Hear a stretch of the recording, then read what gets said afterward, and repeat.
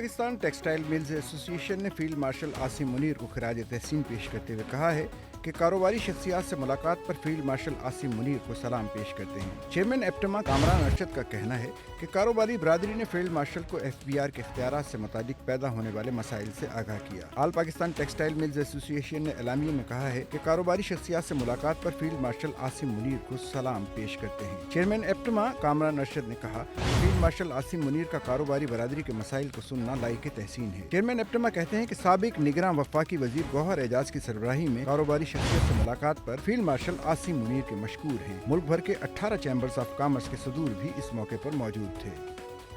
Sachal news net work کی videos میں خوش آمدید۔ ناظرین، ویڈیو سے متعلق اپنی قیمتی رائے کا اظہار کمنٹ باکس میں ضرور کریں اور چینل کو سبسکرائب کریں۔